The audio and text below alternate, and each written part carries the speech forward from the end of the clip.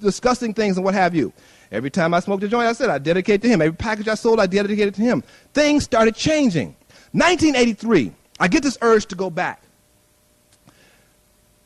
My first trip with Baba was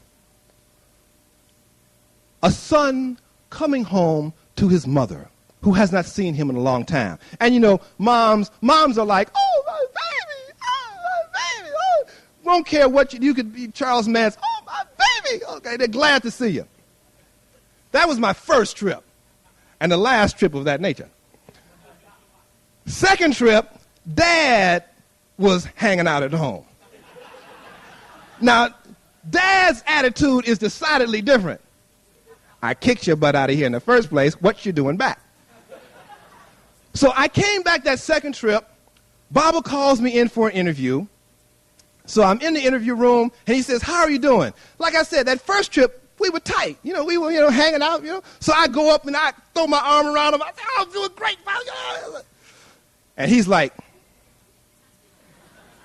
no, not great. I'm like, woo.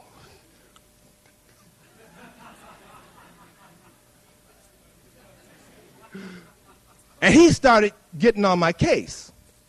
And the main thing he said to me was, your willpower is weak. Now, I knew what he was talking about, all right? I knew I had to get out of that business. Now, he helped me out. My birthday is next week, Wednesday, the 7th. The 6th of September, 1983, Baba calls me in for another interview. He had asked me when I was leaving on the 11th. He told me that he would give me some prasad before I left. Now, there's two things that I'd always wanted at this point. Amrit, which I had only read about, and Baba dreams, of which I had had 1.5 dreams. The half a dream is when you wake up, you know you had a dream, but you can't remember nothing. Okay, you know what I'm talking about. So that night or the next night, I had a Baba dream. On the 8th, I was giving an acupuncture rented lips. I was giving an acupuncture treatment to this Australian woman. After the treatment, she and I were talking. Her roommate was sitting off meditating or something. All of a sudden, this roommate, an elderly Australian woman, comes up to me and says, excuse me, but would you like some Amrit? I'm like, ah. Would you like some of the nectar of immortality? Sure, okay. I'm like, oh, yes. Oh. I get excited. So she takes my hand, because I'm laughing hysterically, right? She takes my hand and she pours it into my hand. And I'm still laughing. I'm like, so happy. Woo, woo.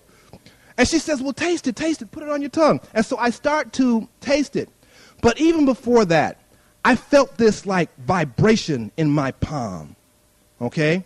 And as I tasted it, I could feel this like vibration sort of humming through my face. And then what's happened next is totally indescribable. But hey, I'm a loquacious kind of guy. What the heck, I'll give it a go. I could feel the odor. It makes no sense, but I could feel the odor. And then this vibration, I could see this vibration permeating the air in the room. And then I could see the vibration sort of permeating the people and then the objects in the room. And then like, whoo, in a flash, no time, no space, no distance, no otherness. Pure Satchitananda, being, consciousness, bliss. I mean, we're talking the ultimate high. Okay? I was in this state of mind for, my friends tell me, about 20, 30 minutes, because for me, there was no time. And when I came back to the consciousness of this, some of you might have perceived that I tend to be just slightly hyper. Just a little bit. I mean, some of you may not get it, it's very subtle. When I came back to this level of consciousness again, I was so calm and so laid back. I was ice. Oh. And you know how Baba walks, that sort of like float? He does not really walk in it. I had the walk. And it was, I left the room there and I just sort of floated on out. I was blissed to the max. So I come back to the United States determined, okay, I got to get out of this business. But I'm still in a doership mindset. The faith is still a little shaky. I'm thinking, okay, I'll do a few deals, I'll make a little bankroll, and then I'll retire. Do my sadhana leisurely. Yeah, right. Not. I start losing money for no logical reason. By the books, I'm supposed to be making money. I'm losing money left and right. Money is just like dematerializing, poof, poof, pop.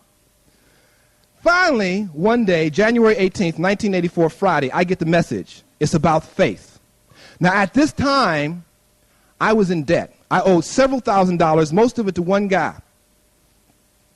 I got to get out of this business.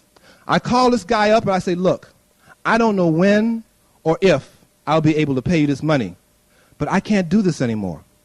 He says, okay, forget about it. Now, if this is the kind of thing that happened normally, you wouldn't have half the movies that go on in Hollywood, okay? But I was out of the business.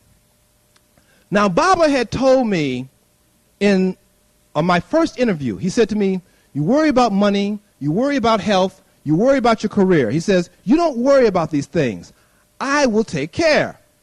And like Jonathan, I figured, okay, cool, I'm going to win the lottery. I came home, bought my lottery ticket, and started planning on how to spend my millions, how I would just help the poor and set up clinics and da-da-da-da-da-da. Like I said, I did not only not win the lottery, but I started losing money left and right.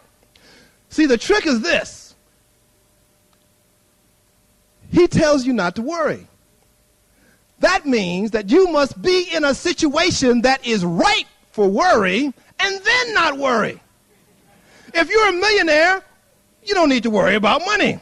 If you ain't got no money, this is a situation that gives you an opportunity to practice. He gave me a lot of practice. Okay? He gave me a lot of practice. I mean, my friends were like, Mike, because I went from 2 cars, big apartment, all kinds of toys, to a little apartment, 1 car, scuffling to pay my bills and what have you.